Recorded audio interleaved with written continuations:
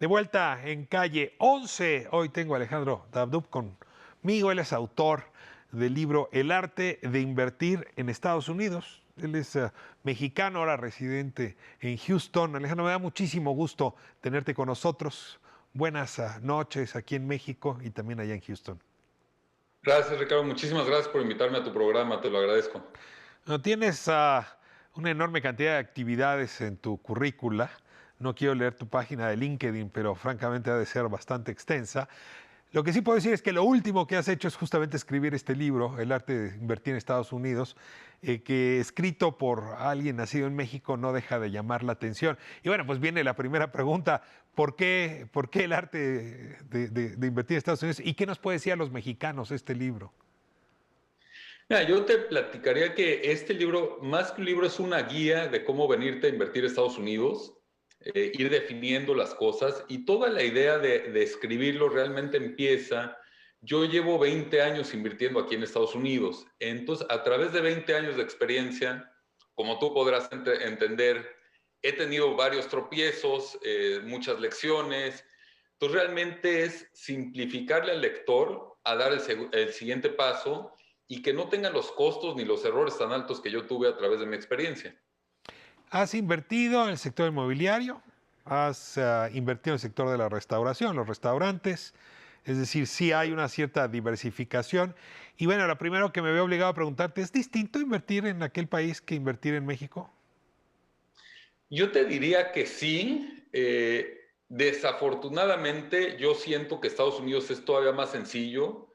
Por ejemplo, la creación de una empresa aquí en Estados Unidos la puedes tener en 1 o 2 días, tus registros tributarios máximo una semana. Entonces, en una semana ya puedes estar trabajando. La verdad es que es un país que trabaja mucho en base a la confianza. Entonces tiene muchas facilidades para los emprendedores, para empezar empresas. Sin embargo, en México yo siento un poquito más complicado, no que sea imposible, pero siento un poquito más complicado la tramitología para iniciar una empresa. Pero el tema son los trámites burocráticos o déjame decirlo, también es el tema, hablando de confianza, de obtener créditos o de obtener buena asesoría técnica o incluso el respaldo de tu familia, ¿no? En fin, o déjame ponerlo más fuerte, pues si aquí te va mal, con una vez que te vaya mal ya no te levantas y allá el deporte es que te vaya mal, ¿no? Dicen que hay que equivocarse rápido en Estados Unidos para seguir adelante. Es decir, hay algo que va más allá del trámite burocrático, hay algo, déjame plantearlo así como de contexto cultural que quizás tú nos puedes ayudar a entender.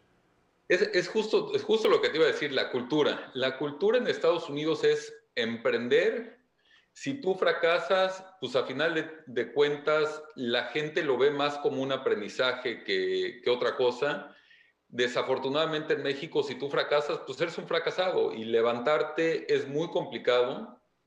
En esos momentos, la verdad es que mucha gente se aleja de ti y vas midiendo quién es quien realmente está contigo, ¿no?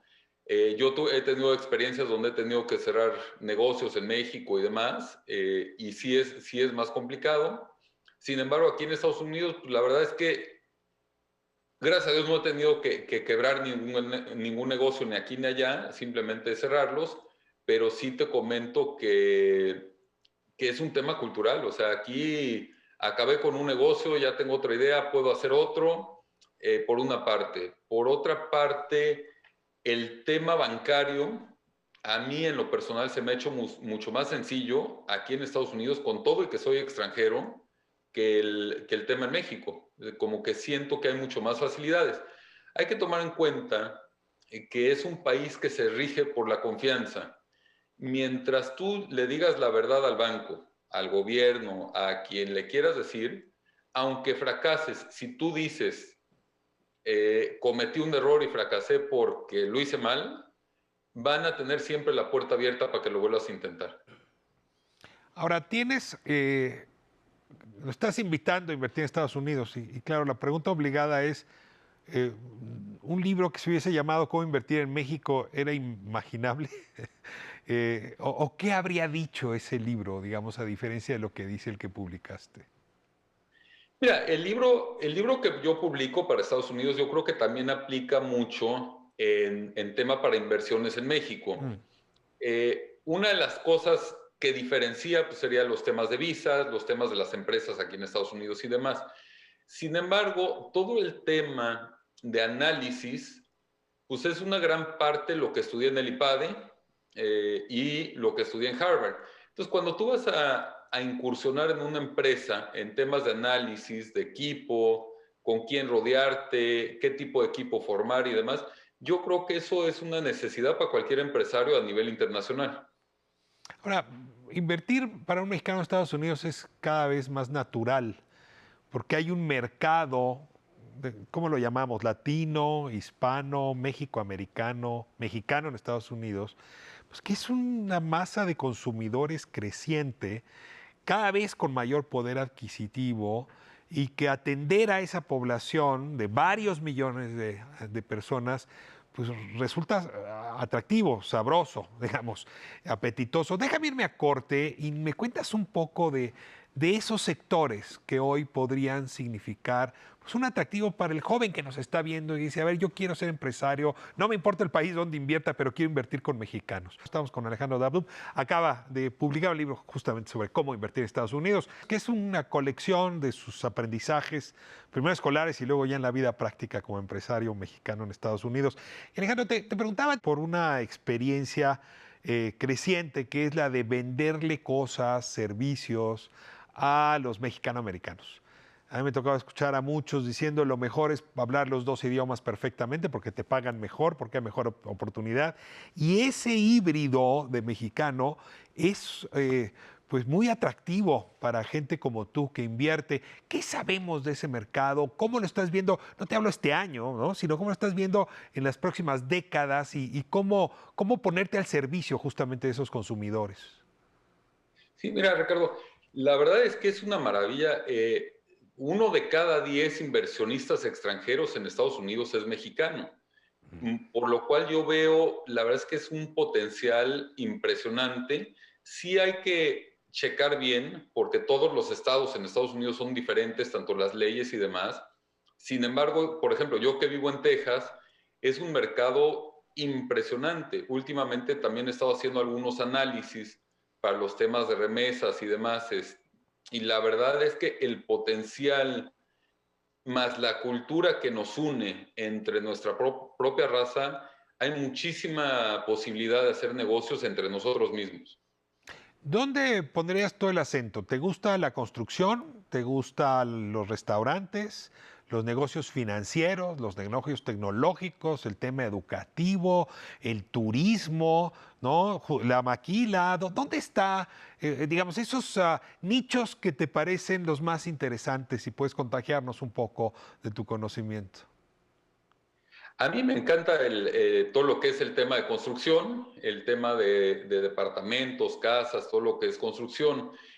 Y la verdad es que con una visión arriba de 3 años a largo plazo, yo creo que es el mejor nicho. Sin embargo, ahorita a través de la pandemia hemos visto mucha tendencia hacia las tecnologías. Entonces, hay muchas empresas nuevas que van a evolucionar a través de COVID. Por ejemplo, todo lo que es educación en línea, todo lo que son temas de apps, los apps bancarios, el envío de remesas por medio de los teléfonos, muchísimas aplicaciones que yo creo que viene una revolución y quien la esté viendo hoy puede hacer negocios muy interesantes. Ahora, somos un país en diáspora, ¿no? O sea, realmente tendríamos que asumirnos como tus antepasados libaneses, como la comunidad judía, como muchas otras, ¿no? La húngara en su momento, la irlandesa. Es un país en diáspora, ¿no? Parte está en México, pero parte está afuera. Y esas migraciones aprendieron a comunicarle a sus países de origen conocimientos, aprendizajes. Y yo te pregunto si tú estás viendo en México intención, ¿no? Vocación de esponja de las nuevas generaciones para aprender de estos aprendizajes y para trazar una línea en el mediano plazo justamente de trabajo empresarial, de emprendedurismo, como le dicen algunos.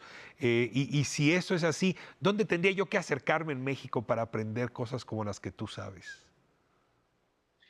Mira, yo creo que México íbamos más o menos por buen camino. Hay muchos jóvenes, muchos millennials que han estado en temas de empresas jóvenes, ideas nuevas, tecnologías nuevas y demás. Sin embargo, desafortunadamente yo creo que el nicho de empresarios nuevos es muy chico. Yo te podría decir que, desde mi propia perspectiva, por supuesto, que ha de ser menos del 1% de la población.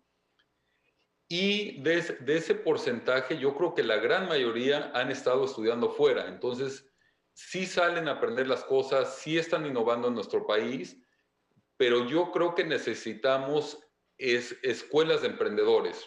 Necesitamos educar a nuestros hijos a que las cosas se pueden hacer, que se pueden hacer más sencillo, un poquito, que el gobierno nos facilitara un poco más los trámites, y empezar a cambiar los temas culturales. Pero escuelas de emprendimiento yo creo que hacen falta en nuestro país.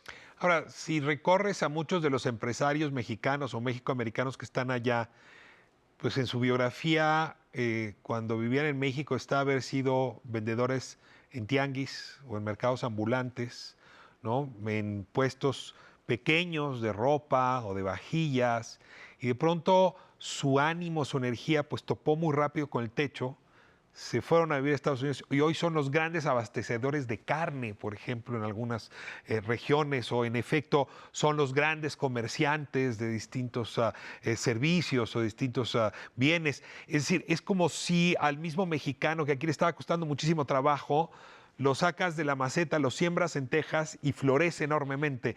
¿Cómo hacer para que no tenga uno que irse para florecer? Es decir, para que no tengamos macetas, sino tierra fértil en nuestro país también. Yo creo que también uno de los problemas ahorita que estás comiendo, que estás platicando de la persona que viene, pone la carne, jardineros. O sea, yo conozco muchos jardineros que en México, pues la verdad es que no pasan de jardinero y ahorita tienen grandes empresas, Lo que manejan llaman químicos. allá landscaping, ¿no? De paisajismo urbano, Correcto. etcétera, ¿no?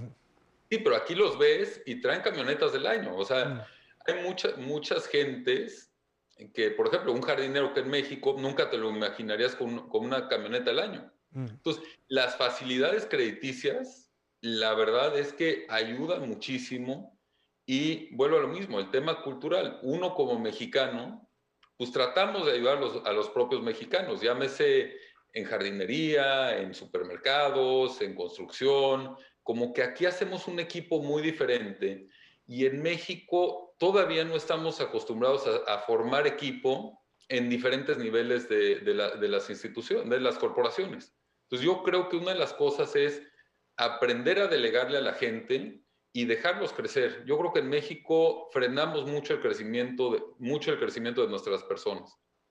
Pues la verdad es que ser empresario es aprender a ser líder y eso asusta, eso da miedo, porque eso carga de responsabilidades. A veces es mejor, creo uno, ser seguidor que ser líder. Y esta es una época donde están haciendo falta líderes en todos los sentidos, pero desde luego en el empresarial. Y yo te agradezco mucho pues, que te hayas arrojado a ser líder ahora también en la transmisión de conocimientos y traducir justamente pues esta experiencia tuya para que muchas y muchos otros empresarios te sigan en esta generación que tú llamas de millennials y ahora postmillennials. Alejandro Dabud, muchísimas gracias por estar con nosotros. Al contrario, muchísimas gracias, Ricardo.